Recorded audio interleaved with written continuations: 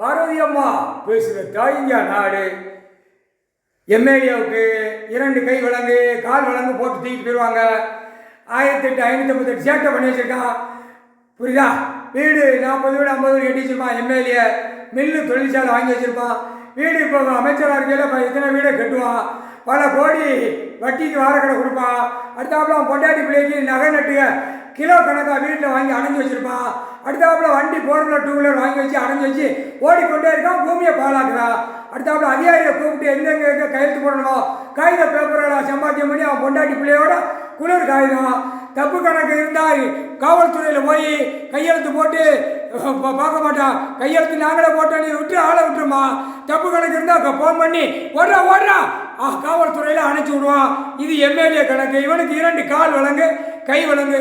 அடுத்தாப்புல போட்டு தூக்கி போயிடுவாங்க. அடுத்தாப்புல ரோடு கான்ட்ராக்டு என்னென்ன கான்ட்ராக்ட் சென்டரோ எல்லாம் இவன் உள்ள மாட்டி வருவான் பூவை மாதிரி.